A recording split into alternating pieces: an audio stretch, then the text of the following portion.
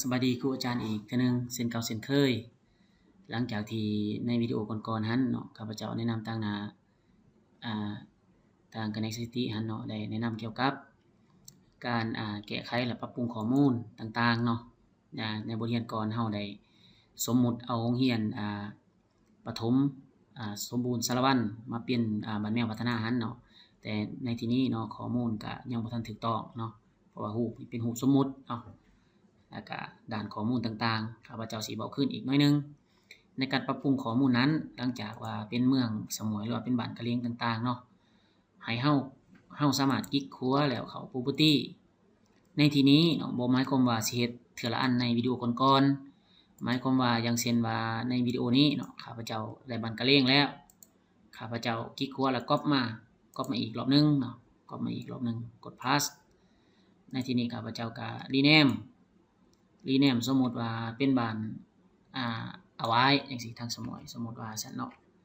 สมมุติว่า rename เป็นบ้านเอาไว้เนาะที่โรงเรียนนี้เนาะ rename ขออนุญาตเนาะอย่ากดไว้โพดเนาะคลิกขวา rename สมมุติว่าเป็นบ้านเอาไว้พัฒนาสิเนาะในที่นี้เนาะในขณะที่เราเปลี่ยนชื่อตัวนี้เนาะเฉพาะแต่ชื่อนี่เราได้เฮ็ดเทื่อเดียวเนาะเดี๋ยวเอาไว้พัฒนา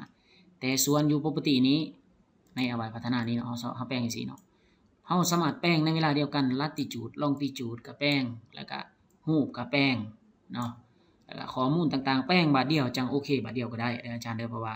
ในวิดีโอก่อนข้าพเจ้าเฮ็ดแยกย่อยเพื่อให้เข้าใจว่าจุดนี้แม่นแป้งรูปจุดนี้แม่นแป้งเบอร์โทรจุดนี้แม่นแป้งชื่อโรงเรียนต่างๆเนาะแต่ว่าในบทเรียนนี้ข้าพเจ้าอธิบายว่าเฮาแป้งบาดเดียวเลยว่าสมมุติว่าเป็นโรงเรียนที่3นี่เอาไว้พัฒนาแล้วก็ใส่ longitude latitude ตามข้อมูลที่พออาจารย์ให้มาแล้วก็ใส่ยิ่งใส่จำนวนห้องเรียนจำนวนนักเรียน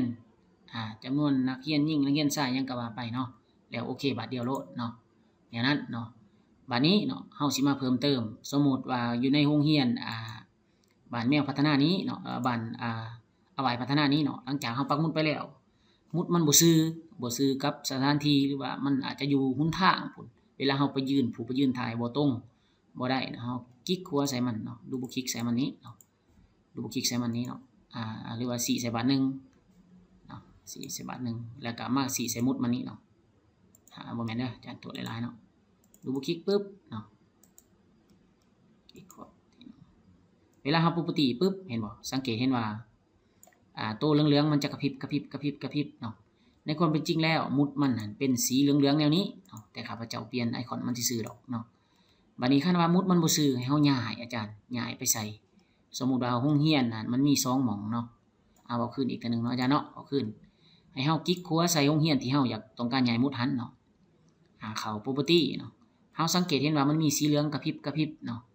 ในคอมของมาตรฐานครูอาจารย์นั่นมันจะเป็นไอคอนจังซี่เนาะวิธีไอคอนมันกดใส่วางนี้เนาะมันจะเป็นสีเหลืองแนวนี้เฮาอยากเปลี่ยนตามใจเฮาสีใดก็ได้เนาะบัดนี้มันกระพริบจังซี่ตัวอย่างว่ามันมีโรงเรียนประถมเห็นบ่คืออยู่ในนี้เฮาเอาสถานที่ของบ้านพลบกเนาะที่จริงเป็นเมืองสารวัตรมันบ่ถือกับสิจริงหันตึกอาคารมันอยู่วังนี้เฮาก็เอาย้ายมาเนาะในขณะที่เฮาปกติมันขึ้นสีเหลืองนี่เฮาย้ายมาเนาะย้ายมาปะบนใดก็ได้เนาะย้ายมาปะหมายความว่าหลังนี้เป็นประถมพลบกหลังนี้เป็นบ้านแมวพัฒนามันคือใกล้กันโพดเนาะอยู่สมวยไปสารวัตรแต่ว่าให้สมมุติว่าสถานที่ตัวนี้เป็นเมืองสมวยเนาะเฮาก็สามารถลากได้หมายความว่าก่อนเฮาจะลากจุดใดหันเนาะเฮาจะต้องได้คลิกขวาปกติก่อนมันจะขึ้นกระพริบเฮาจะย้ายเนาะสมมุติว่ามันเป็นบ่นี้เนาะแล้วก็โอเคบัดนี้เนาะในไลฟ์วิดีโอผ่านมาหันหลังจากที่เฮาได้เรียนรู้การปรับปรุงข้อมูลการย้ายมุดให้มันถูกเนาะจังได๋จังว่าจังซั่นเนาะอย่างเช่นบางคนไปถ่ายรูปมาผัดมายืนอยู่ประตูทางเข้าพี่แคมทางจังซี่โลเคชั่นบ่ถูกเนาะบัดเฮาเข้าไปรายงานการนำเพิ่นจะติว่าเฮาเฮ็ดบ่ถูกเนาะหรือว่าเฮาใส่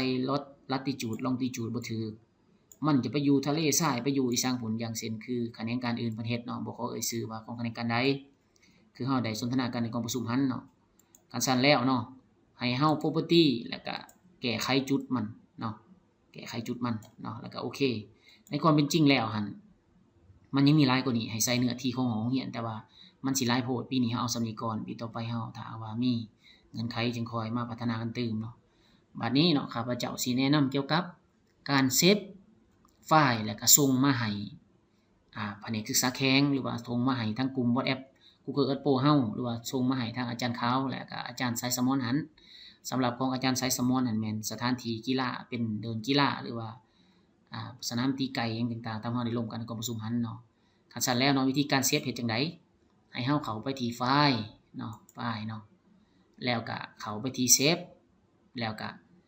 คันเฮาเซฟ My Page ธรรมดานี่แสดงว่าเฮาเซฟไว้ในคอมเฮาซื่อๆเนาะแต่ว่าคันเฮาเข้าไฟล์แล้ว Save As เนาะ Save As Save As ในที่นี้ปึ๊บเห็นบ่เฮาสีโรงเรียนใดมันจะขึ้นโรงเรียนนั้นและมีความสำคัญเนาะถ้าว่าเฮาติ๊กเอาตัวใดมันจะเอาตัวนั้นไปนำถ้าว่าเฮาเป็นเมืองสมวยเฮาก็ติ๊กเอาแต่เมืองสมวยเมืองอื่นเฮาบ่ต้องติ๊กเนาะตัวอย่างว่านะเฮาติ๊กเอาเฉพาะเมืองนั้นหรือเฮาจะติ๊กทั้งหมดก็บ่เป็นหยังถ้าเฮาจะแก้ไขให้เนาะนี่เนาะในความเป็นจริงเฮาติ๊กเอาตั้งแต่ตัวอย่างว่าเมืองสมวยเฮ็ดก็ติ๊กเอาแต่บ่นี้เนาะสำหรับตัวนี้มันก็จะบ่ติ๊กให้ได้เนาะฉะนั้นคันว่าเฮาบ่มั่นใจอุ่นใจก็ติ๊กเอาจนหมดก็บ่เป็นหยังจากนั้นแล้วเข้าไฟล์แล้วก็เข้าเซฟแล้วเข้า Save As Page เนาะจุดประสงค์แม่นว่าสิเซฟแล้วส่งมาเด้แล้วก็ Save As จากนั้นให้เฮาใส่ชื่ออันนี้ My Page เห็นบ่ My Page ปึ๊บให้เฮาใส่ชื่อว่าอย่างเช่นในที่นี้สมมุติข้าพเจ้าสมมุติเป็นเมืองสมวยเซฟว่าเมืองสมวยเนาะเมืองสมวย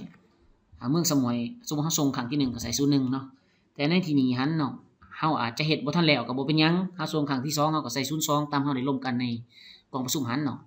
จากนั้นข้าพเจ้าจะเซฟไปปะสมมุติง่ายๆอยู่ในหน้าจอก่อนเนาะเซฟไปอยู่หน้าจอนี้เนาะแล้วก็เซฟ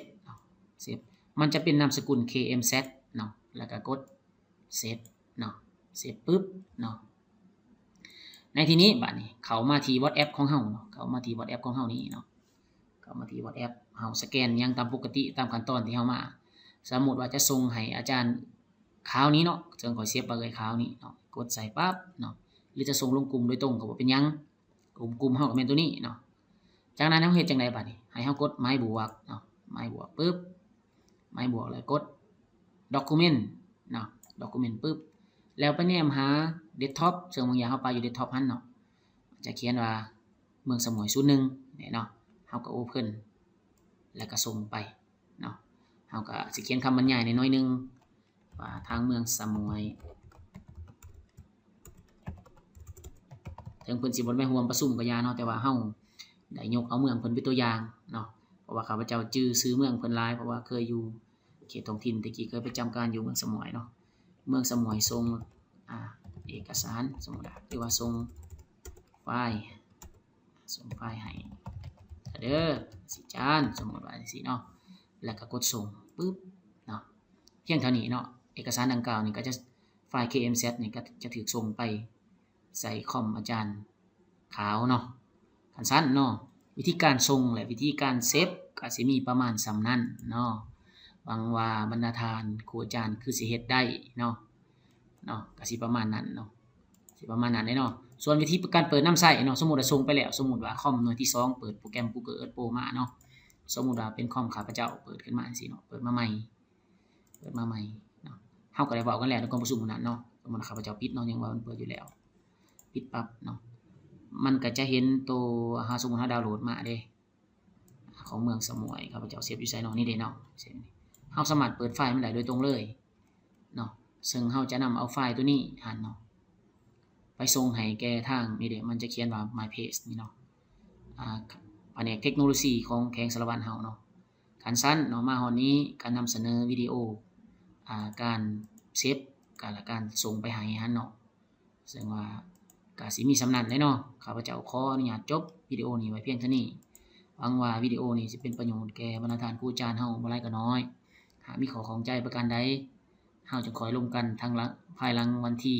13ไปเพราะว่าในระยะนี้ข้าพเจ้าจะได้ออกได้เข้าศูนย์ออกบทสอบเซ็งซึ่งบ่สามารถรับโทรศัพท์ได้อันนี้ก็เป็นการเร่งด่วนข้าพเจ้าญาติเวลามีแบ่งมาเฮ็ดให้เนาะขอขอบใจเนาะ